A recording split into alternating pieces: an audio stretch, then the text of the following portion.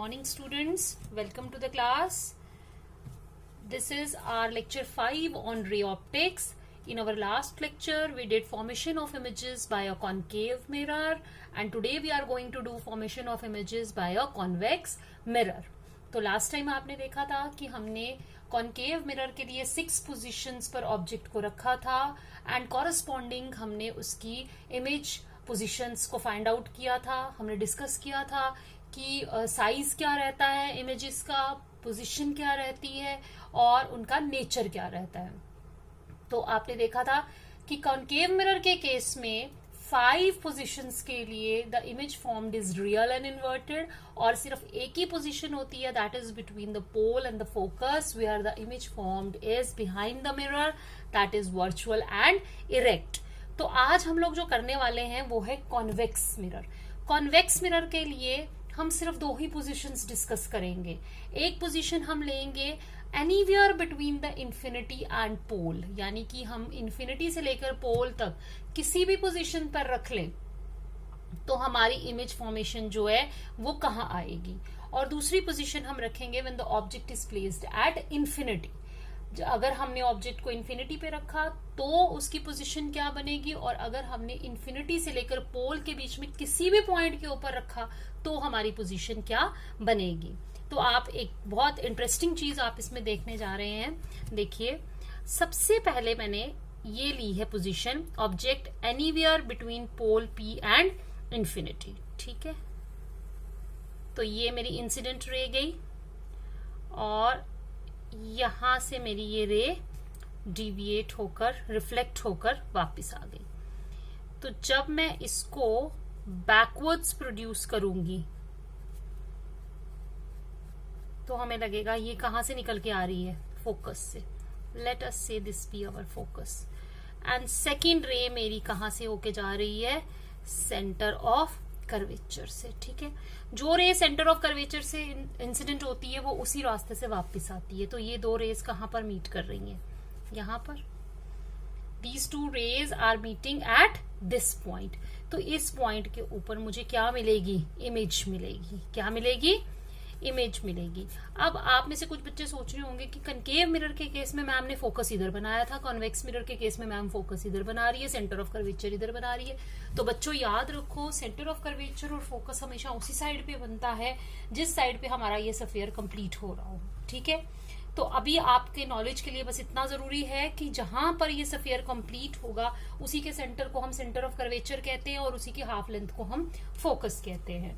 तो यहाँ पर क्योंकि ये स्फीयर इस साइड कंप्लीट हो रहा था इसलिए ये सेंटर ऑफ कर्वेचर और ये फोकस, और ये रे जो हमारी यहाँ से रिफ्लेक्ट होके जाती है यहाँ से ये क्या हो रही है, डाइवर्ज हो रही है. लेकिन अगर हम बैकवर्ड्स प्रोड्यूस करें तो जिस पॉइंट से ये निकलती है उस पॉइंट को हम फोकस कहते हैं. तो सपोज वो यहाँ से निकल रही है, ये सेंटर ऑफ कर्वेचर से रे गई, जो रे सेंटर ऑफ कर्वेचर से जाती है वो उसी रे से उसी पाथ से वापस आती है. तो 2 रेज जहां मीट करती है वही हमारी इमेज बनती है.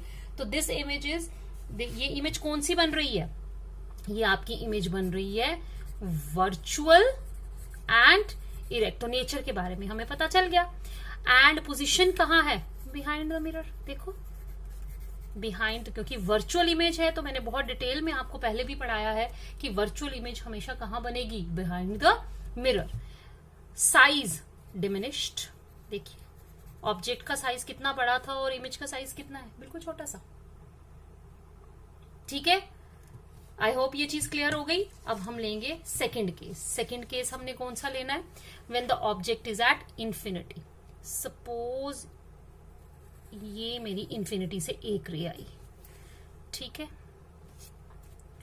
ये हमारी यहां से जो रे आ रही है वो ये डिविएट हुई और ये आई मेरी दूसरी रे, और ये कहाँ डिविएट हुई, ये यहां पर आके, ये यहां से आके रिफ्लेक्ट हो गई. अब मैंने इन 2 रेज को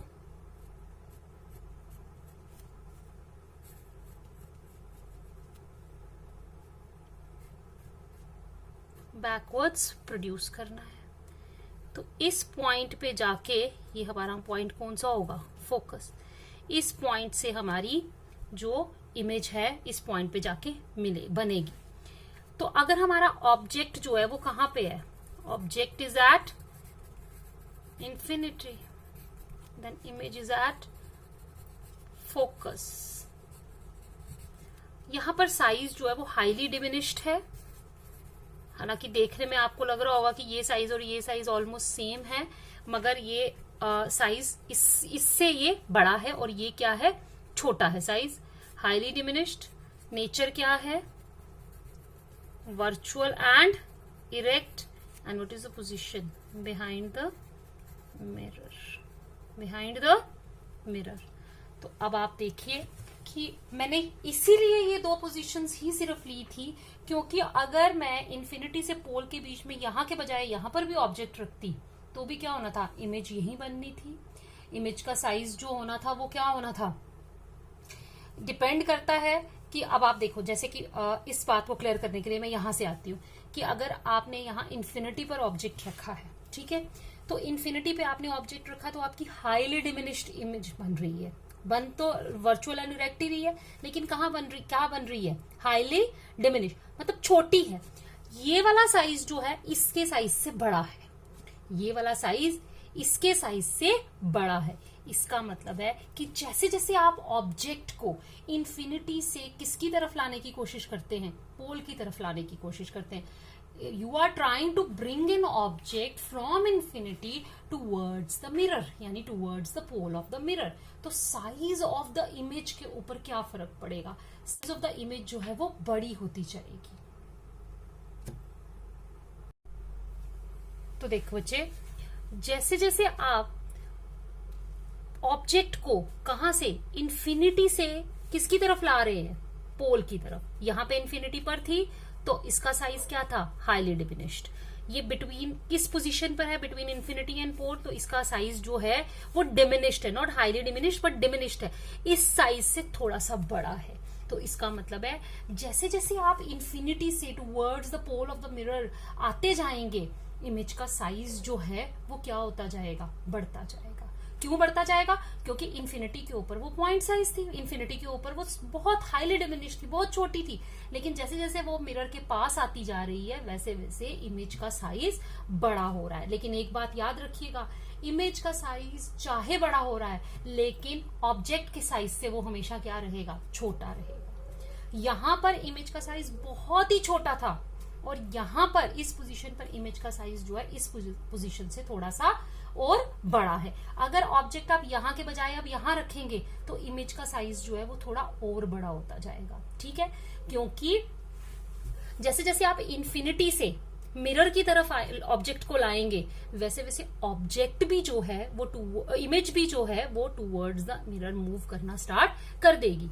ऑब्जेक्ट इसके पास आएगा तो इमेज भी क्या हो रही है, क्योंकि ऑब्जेक्ट इन्फिनिटी पे था तो इमेज फोकस पे थी, ऑब्जेक्ट यहां पर था तो इमेज जो थी वो फोकस से थोड़ी अंदर हो गई. ऑब्जेक्ट और पास आएगा तो ये फोकस से थोड़ी और अंदर चली जाएगी. जैसे जैसे ऑब्जेक्ट मिरर को इस तरफ से अप्रोच कर रहा है, इमेज जो है वो इस तरफ से अप्रोच कर रही है टूवर्ड्स द मिरर. और एक बात याद रखिएगा कि जब भी ऑब्जेक्ट को आप, in case of a concave mirror, if you are bringing an object from infinity towards the pole of the mirror, the image is also moving towards the mirror and the size of the image starts increasing, but at all the positions the size of the image will not be more than the size of the object. The size of the image will always be smaller than the size of the object. तो convex mirror की एक बात आपको यहां पर पता चल गई कि सबसे पहले कि वो क्या करती है, हमेशा वर्चुअल और इरेक्ट इमेज बनाती है, और दूसरी चाहे किसी भी पोजीशन पर ले लीजिए, वो जो इमेज बनेगी उसका साइज हमेशा ऑब्जेक्ट के साइज से छोटा रहेगा. ठीक है, तो हम लोग इसकी समरी बना लेते हैं. जैसे हमने कनकेव मिरर में बनाई थी वैसे ही हम लोग इसमें कॉन्वेक्स मिरर में भी बनाएंगे. Anywhere between pole and infinity, what is the position of the image, that is behind the mirror,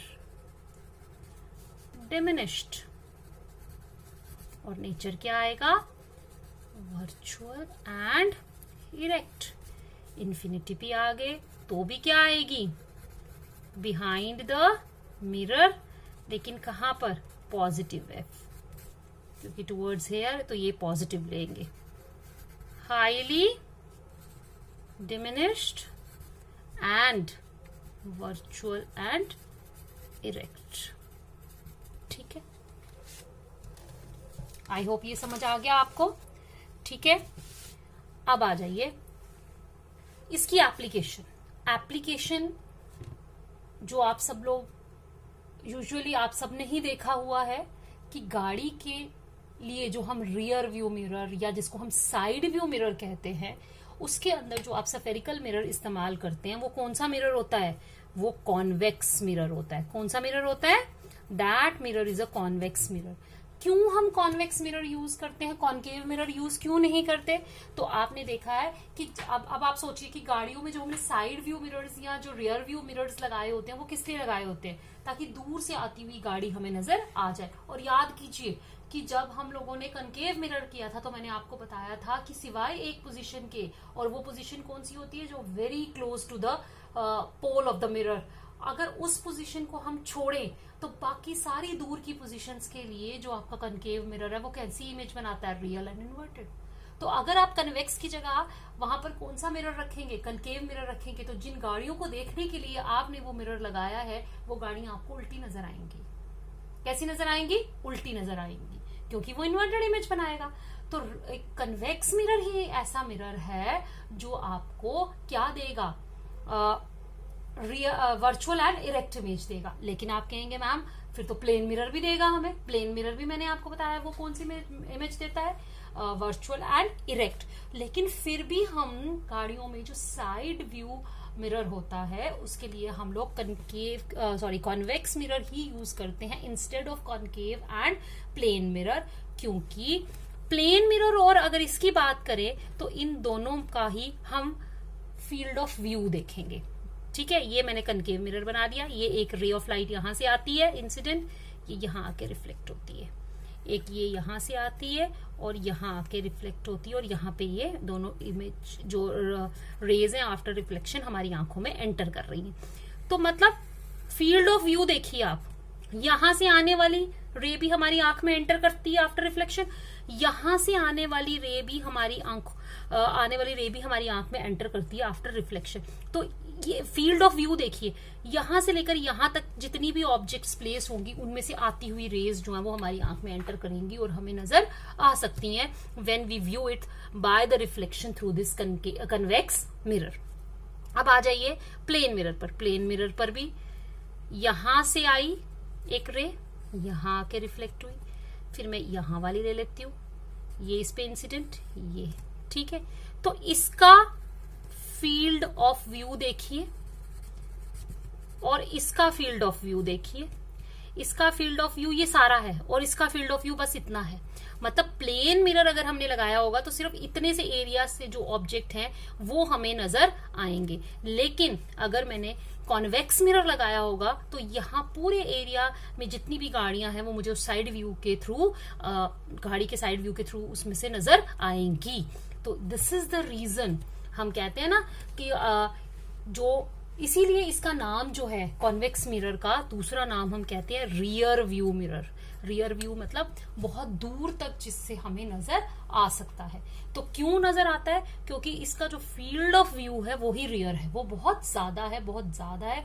हम बहुत दूर की चीजों को इसमें से और बहुत ज्यादा एरिया की चीजों को इसमें कवर कर सकते हैं as compare to the plane mirror. So that यही एक रीजन है कि why we are not using a plane mirror as a side view mirror and we are using the convex mirror as a side view mirror in case of the vehicles to view the vehicles which are at the back of our car, या जो भी गाड़ी आप drive कर रहे हैं उसके पीछे जितनी भी गाड़ियां उसको देखने के लिए हमने अपनी गाड़ी के साइड में जो मिरर लगाया होता है उसमें हमने ये mirror fit, convex mirror fit किया होता है। ठीक है। As a shop, second application है इसकी as a shop security mirror. Shop security mirror मतलब कि हर शॉप ने सीसीटीवी कैमराज नहीं लगाए होते हैं। कई शॉप्स में क्या होता है, ये तो सीसीटीवी कैमराज आजकल बहुत कॉमन हुए हैं, पहले सीसीटीवी कैमरास के आने से पहले भी लोग सर्विलेंस के लिए मिरर्स का यूज करते थे। उसमें क्या करते थे, वो एक बहुत बड़ा सा मिरर जो है वो शॉप में किसी कॉर्नर पे लगा देते थे। जो बिजी कॉर्नर होता था वहां पर वो कन्वेक्स मिरर एक फिट कर देते थे और जो ओनर होता था वो वहां उसके सामने बैठता था। तो बिकॉज इसका फील्ड ऑफ व्यू बहुत ज्यादा है, तो एक जगह पर बैठ के उसी एक कॉर्नर में बैठ के जो ओनर है वो from the different corners of the shop वो वहां की एक्टिविटीज को उसमें उसके थ्रू रिफ्लेक्ट होकर जो उसकी आंखों में रेज एंटर करती है उनके थ्रू वो पूरा व्यू जो है वो उसको नजर आ सकता था और बाकी वो सारी चीजें वो उस मिरर के थ्रू व्यू करता था। ठीक है, तो थर्ड एप्लीकेशन इसकी है कि it is used as a reflector in street lights. Because ये मिरर जो है इसके ऊपर जो भी लाइट इंसिडेंट होती है कॉन्वेक्स मिरर उसको क्या करता है, डाइवर्ज करता है। तो वो ऐसा उसका एरिया ऑफ जो लाइट का स्प्रेड होने का एरिया है वो बढ़ जाता है और जो रोशनी अदरवाइज आपको कुछ एरिया में नजर आनी होती है because of the reflector which is eight the back of the street light, उसके पीछे वो माउंट कर दिया जाता है, वो वहां से डाइवर्ज होकर स्प्रेड करती है इनटू अ लार्जर एरिया और आपको वो जो स्ट्रीट लाइट आपने लगाई है उसकी रोशनी दूर तक फैली हुई नजर आती है और आप बहुत सारे एरिया को उससे इल्यूमिनेट कर सकते हैं। This was regarding your convex mirror.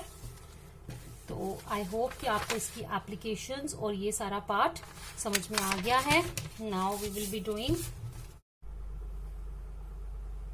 तो स्टूडेंट्स जैसे अब आपने कनकेव मिरर और कॉन्वेक्स मिरर दोनों पढ़ लिया है तो मैं इन दोनों का जल्दी से इंपॉर्टेंट पॉइंट्स से आपको रिकैप करके बताऊंगी। What is the effect on image when object is moved closer to concave mirror. ठीक है, as the object comes closer to the mirror from infinity to focus, क्या होता है, image shifts away from focus to infinity. आपको पता है कि जब ऑब्जेक्ट इन्फिनिटी पे है तो इमेज फोकस पे बनेगी, जब ऑब्जेक्ट फोकस पे है तो इमेज इन्फिनिटी पे बनेगी। ठीक है, तो जैसे जैसे आप ऑब्जेक्ट को कहां से ला रहे हैं, इन्फिनिटी से फोकस, तो ऑब्वियसली इमेज कहां जाएगी, फोकस से infinity, and the size goes on increasing. Why the size goes on increasing, because remember कि जब ऑब्जेक्ट इन्फिनिटी पे था तो साइज पॉइंट था, लेकिन जब वो फोकस पे थी तो साइज जो था वो बड़ा था। ठीक है, तो जैसे जैसे आप क्या करेंगे, आप इन्फिनिटी से कहां पर आ रहे हैं, towards the focus, it's the size of the image starts increasing and it is always real and inverted. सारे केसेस 5 केसेस के लिए क्या होती है, फोकस तक क्या रहती है, वो रियल एंड इन्वर्टेड। लेकिन जैसे ही आप फोकस से अंदर जाते हैं टूवर्ड्स द पोल, वही एक पोजीशन होती है जहां पर उसकी वर्चुअल एंड इरेक्ट इमेज बनती है। जो रियल इमेज है that can be captured on a screen और जो वर्चुअल वाली इमेज है that is not captured, that can not be captured on the screen. Now effect on image when object is move closer to the convex mirror. तो जब convex mirror के पास लाते हैं तो मैंने अभी बताया कि 2 ही पोजीशंस पर हमने डिस्कस किया है कि आप इन्फिनिटी से किसकी तरफ आ रहे हैं, फोकस की तरफ आ रहे हैं, इन्फिनिटी से फोकस की तरफ आ रहे हैं तो क्या इफेक्ट होता है, when the object is moved towards the convex mirror the virtual image is always also shifted towards the mirror। मैंने पहले ही बताया आपको कि जैसे जैसे ऑब्जेक्ट, इस केस में जैसे जैसे ऑब्जेक्ट आपका towards the मिरर आएगा वैसे वैसे इमेज भी टूवर्ड्स द मिरर आएगी और जैसे जैसे ऑब्जेक्ट जो है वो टूवर्ड्स द मिरर आएगा वैसे वैसे उसकी इमेज का जो साइज है वो तो बढ़ेगा लेकिन हमेशा ऑब्जेक्ट के साइज से क्या रहेगा, छोटा रहेगा। ठीक है, तो ये हमारी क्विक इसका रिकैप हो गया। अब अगर कोई भी कंसेप्चुअल क्वेश्चन आपसे मैं इसके बारे में पूछूं तो आई होप कि आप उसका जवाब देने के लिए तैयार रहेंगे। ठीक है, now comes the spherical aberration. Spherical aberration word जो आप बहुत बार आगे सुनने वाले हैं तो मैं फटाफट आपको ये बता दूंगी कि सफेरिकल एबरेशन क्या होता है। सफेरिकल एबरेशन मीन्स कि इसमें कुछ this is basically an inability, the inability of a spherical mirror of large aperture to bring all the rays of wide beam of light falling on it to focus at a single point is called spherical aberration। aberration means गलती। क्या होती है कि देखो ये this is our principal axis, ठीक है, and this is considered to be the focus। if the aperture of your spherical mirror is very large तो कुछ रेज जो होती हैं वो प्रिंसिपल एक्सिस से दूर होती हैं, ये जो रेज दूर होती हैं इनको हम मार्जिनल रेज कहते हैं। कौन सी रेज कहते हैं? Marginal rays. और जो रेज इसके पास होती हैं वो वाली रेज को हम कहते हैं पैरा एक्सियल रेज। ठीक है, पैरा एक्सियल रेज जो है वो कन्वर्ज होकर फोकस पे मीट करेंगी, और जो मार्जिनल रेज हैं वो जब मिलेंगी तो वो फोकस से पहले ही मिल जाएंगी। मीन कि आपके पास दो फोकस बन जाएंगे, एक फोकस ये होगा और एक फोकस ये होगा। तो इट मीन्स कि अगर आपके पास कोई सफेरिकल मिरर है जिसका अपर्चर लार्ज है तो क्या होगा, because of many focuses you will not have a well defined image, instead you will be having a blurred image. तो ये आपको एक शार्प इमेज नहीं देंगे। यहाँ पर ये वाला मिरर जो होगा वो आपको कैसी इमेज देगा? ब्लर्ड इमेज देगा। सो इसको बोलते हैं, जब आपको एक शार्प इमेज के बजाय ब्लर्ड इमेज, एक धुंधली धुंधली इमेज नजर आए, उसको बोलते हैं। वो किसकी वजह से होती है? वो हम कहते हैं बिकॉज जो मिरर हमने यहाँ पे यूज किया है that is suffering from spherical aberration because of the large size of the aperture. तो अब आप बताइए, सफेरिकल एबरेशन को रिमूव करने का सबसे पहला तरीका तो आपको पता चल गया कि अगर लार्ज अपर्चर के कारण इसमें सफेरिकल एबरेशन आ रही है तो हम क्या करेंगे? स्मॉल अपर्चर का सफेरिकल मिरर यूज करेंगे। सेकेंड इज कि हम स्टॉपर्स का इस्तेमाल करेंगे ताकि वो जो मार्जिनल रेज हैं उनको कट ऑफ कर दे, और सिर्फ पैरा एक्सियल रेज ही इसके ऊपर इंसिडेंट हो और रिफ्लेक्ट होकर वो एक कॉमन पॉइंट पे मीट करे और वो सिंगल पॉइंट रहे। थर्ड तरीका रहता है parabolic mirrors. Parabolic mirrors means कि सफेयर के बजाय हम लोग मिरर को पैराबोलिक शेप में कट करवाते हैं, और पैराबोलिक मिरर की एक खासियत होती है कि it has a single focus. ठीक है, तो जो आपकी यहाँ पर मार्जिनल रेज होंगी या पैरा एक्सियल रेज होंगी वो सारी एक ही पॉइंट के ऊपर फोकस करेंगी, and because of that spherical mirror this parabolic mirror is free from spherical aberration। तो जहां पर भी हमें spherical aberration की प्रॉब्लम आती है वहां पर हम रिप्लेस कर देते हैं spherical mirror को with a parabolic mirror। For example in case of the dish antennas, जहां पर हम लोगों को जो आपकी डिशेज होती हैं वो बहुत बड़े रेडियस की हम लोग यूज करते हैं, वहां पर बहुत बड़ा उसका अपर्चर होता है, तो वहां पर instead of using the spherical हम लोग क्या करते हैं? पैराबोलिक शेप के डिशेस को यूज करते हैं। ठीक है, I hope this spherical aberration भी मैंने क्लियर कर दिया आपको, या आगे आपको जब आप टेलीस्कोप्स वगैरह पढ़ोगे तो वहां पर आपको ये पॉइंट्स, वहां पर आपको ये वर्ड जो है वो बहुत बार पढ़ने को मिलेगा और आपको पता चल जाएगा कि व्हाट इज सफेरिकल एबरेशन, क्या होती है spherical aberration. Now let's do some questions based on our previous जो हमने टॉपिक्स पढ़े हैं। How to distinguish between a plane mirror, a concave mirror and a convex mirror without touching them. ठीक है, ये बहुत कॉमनली आस्क्ड क्वेश्चन है, खास करके जब आप लोग प्रैक्टिकल एग्जाम्स के लिए जाते हैं तो वहां वाइवा में आपको ये क्वेश्चन बहुत बार पूछा जाता है। मैं खुद बहुत बार ये क्वेश्चन बच्चों को पूछती हूँ because it's a 10th standard question, कि आपको विदाउट टचिंग, आपको टच नहीं करना है, मतलब टच नहीं करना, लेकिन सिर्फ उनको देखना है और देख के आपको बताना है कि इनमें से कौन सा कनकेव मिरर है, कौन सा कन्वेक्स मिरर है और कौन सा प्लेन मिरर है। तो उसके लिए क्या टेक्निक का हम इस्तेमाल करते हैं? टेक्निक का इस्तेमाल करने से पहले आपको रिकॉल करना है कि तीनों की इमेज में जो इमेजेस हमने अभी तक पढ़ी हैं, कि मैंने तीनों पढ़ाई हैं आपको, image formed by a plane mirror, image formed by a concave mirror, image formed by a convex mirror, कि तीनों ही केसेस में कैसी इमेजेस बनती हैं। प्लेन मिरर में virtual, erect, of the same size, याद रखिएगा। कॉन्केव मिरर में जब हम let us consider one particular position, कि जब आपने अपना फेस जो है वो बहुत पास रखा है उसके, ठीक है, मिरर के बहुत पास आपने अपने फेस को रख दिया, तो आप देखेंगे कि अगर वो प्लेन मिरर है तो आपकी जो इमेज है वो कैसी होगी? Virtual, erect end of the same size. ठीक है, अगर वो क्या है? कॉन्वेक्स मिरर है तो वर्चुअल होगी, इरेक्ट होगी, लेकिन ऑब्जेक्ट के साइज से छोटी होगी, यानी आपके फेस का जो एक्चुअल साइज है उसके साइज से छोटा फेस आपको उसमें नजर आएगा। और अगर आपका कॉन्केव मिरर होगा तो जब आप अपने फेस को बहुत पास रख के उसमें देखेंगे तो आपको क्या नजर आएगा? वो वर्चुअल एंड इरेक्ट तो होगी क्योंकि आपने बिटवीन पोल एंड फोकस रखा है, वर्चुअल एंड इरेक्ट, लेकिन size will be highly magnified, तो आपको अपना फेस उसमें बहुत बड़ा नजर आएगा।